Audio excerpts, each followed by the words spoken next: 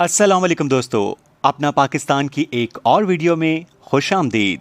آج ہم بات کریں گے ہوروں کے پیشوا پیر سائیں پگاڑوں کی۔ پیر پگاڑو اردو میں پیر پگارا، لغوی معنی وہ پیر جس کی باقاعدہ دستار بندی ہوئی۔ ہوروں کے پیشوا سندھ میں پیری مریدی کا راشدی خاندان جس کی ابتدا پیر محمد راشد بن پیر محمد بقا سے ہوئی۔ ان کے فرزند پیر صبغت اللہ کی دستار بندی 18ویں صدی کے اوائل میں ہوئی، لیکن ان کے بھائی پیر محمد یاسین سے ان کے اختلافات کی وجہ سے وہ دوسرے مقام پر منتقل ہو گئے۔ چونکہ انہوں نے خاندانی علم سنبھال لیا تھا، اسی لیے وہ پیر جھنڈا کے نام سے مشہور ہوئے۔ اس زمانے میں سندھ کے لیے ایک طرف سے سکھ اور دوسری طرف سے انگریز زبردست خطرہ بنے ہوئے تھے۔ پیر صبغت اللہ نے اپنے مریدوں میں مجاہدین کی تنظیم شروع کر دی، جن کو ہور کہا جانے لگا، اور ایک زبردست جماعت پیدا کر لی تاکہ سندھ کی آزادی کا تحفظ کیا جا سکے۔ پیر محمد راشد کے وصال کے بعد مندرجہ ذیل اصحاب یکے بعد دیگرے مسند نشین ہوئے۔ پیر علی گوہر اول بن پیر صبغت اللہ اول، پیر حزب اللہ شاہ اول بن پیر علی گوہر اول، پیر علی گوہر ثانی بن پیر حزب اللہ شاہ اول، پیر شاہ مرداں اول بن پیر حزب اللہ اول،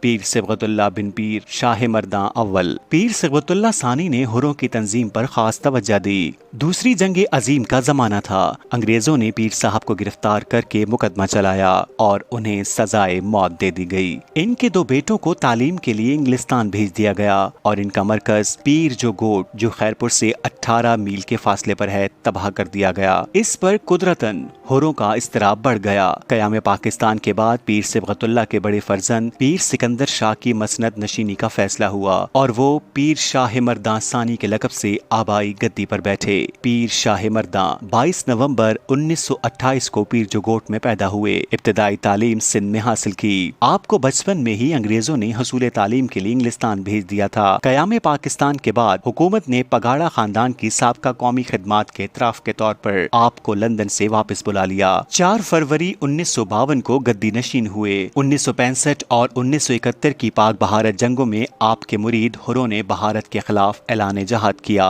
1973 کے عام انتخابات میں پاکستان قومی اتحاد کی مرکزی کونسل کے رکن منتخب ہوئے۔ کچھ عرصہ اتحاد کے صدر بھی رہے۔ دسمبر 1978 میں جب مسلم لیگ 2 دھڑوں میں بٹ گئی تو انہیں مسلم لیگ پگاڑا گروپ کا صدر بنا دیا گیا، جو فنکشنل کہلایا۔ پیر صاحب کو سندھی کے علاوہ انگریزی، عربی، اردو اور لاطینی زبانوں پر عبور حاصل تھا۔ فلکیات اور نجوم سے گہری دلچسپی تھی، اسی لیے تنزیہ مزاحیہ انداز میں سیاسی پیشن گوئیاں کرتے رہتے تھے، جن سے لوگ بہت محظوظ ہوتے۔ آپ نے 10 جنوری 1912 کو وفات پائی۔